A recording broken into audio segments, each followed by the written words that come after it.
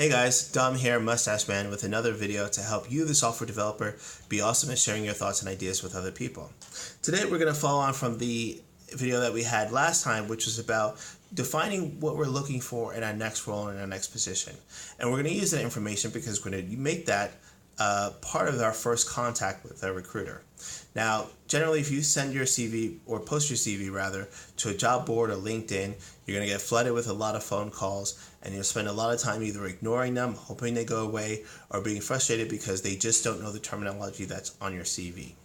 And while that happens, and there's not a lot we can do to prevent it, what we can do is actually take an active part in our job search. And that means doing a lot more than just sort of posting it somewhere and then just hoping things work out. So the first thing we're going to do is, next time we see a job that we're interested in, instead of just sending off our CV, we're actually going to look at the recruiter or the agency that's posted that job and try and find a little bit more information about them. And the reason why is this: if we find that that is the only IT job that they have, then chances are they're not going to know a lot about our industry. Okay? If you find one IT job and a sea of other marketing or hospital admin jobs or anything like that that's not related to IT, then chances are that's the case and it's just an outlier. However, if you find that there's this particular IT job among several other IT jobs or a particular niche of jobs, then chances are they have the expertise, they've been doing this for some time, and chances are if that's the area that you want to work in, then it's a good bet that you probably want to interact with them. Now, how do you actually do that? Again, we don't want to send their CV directly because we want them to get to know us. So what we want to do is we actually want to send an email to that recruiter and say something along the lines of, hey, I saw this job board, I saw this job posting, this is a little bit about me, this is my experience, this is what I'm currently working on. Might you have opportunities that fall in this space? So again, we're taking that information that we encapsulated last time, and we're actually using this to create a very simple view and let them know, hey, this is what I'm looking for. Might this be something that you are used to doing? Okay, so it helps us understand, like, these are people going to help us, these people aren't going to help us, and we don't waste time, doing things we don't need to do. Now, the next thing that will happen is when you send an email, you also want to indicate when you're available to field questions. So if they're going to call you right away and you're not available, that's going to be a problem. So what you can add to that email is say, the best times to reach me about this is whenever that is for you.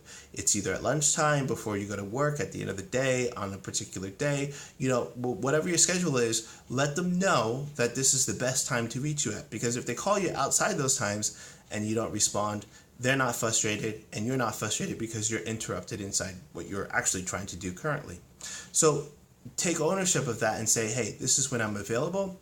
And if other recruiters call you outside those times, you can either say, leave it on your voicemail, say, if this is about job inquiries, I don't know, it depends on sort of, what your company policy is. If you're feeling job inquiries, I'm available to talk about them this time, or email me with some information about this particular role.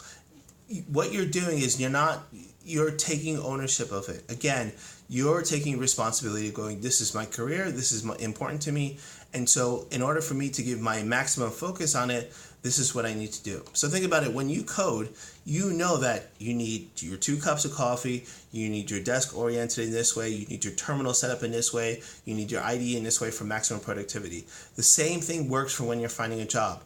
You need to know that you have enough space, you have enough mental capacity, so don't be afraid of asking for that, of requesting for that. Okay?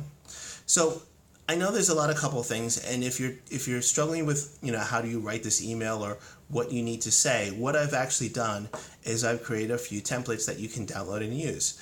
If you go to dompatmore.com, I'll put the email address below the video here, and you just sign up to my emailing list. I'll give you a nice little couple of templates of emails that you can write to recruiters or agencies, some responses that you can use when you get calls from recruiters, and it's just a really easy way of just getting you started to taking ownership of your career and your own recruitment process. Because it's not a question of they're supposed to do the job for you, but it's definitely a collaborative effort, and your job is to try and find a person that is going to be the best fit for you. So that's pretty much it for now. Again, if you want those templates, just sign up to the email list below. Sign up to the email list at dompatmore.com. The next video we're going to look at is networking and how do we use it to find additional leads to help us in our job search. That's it. I will see you next time.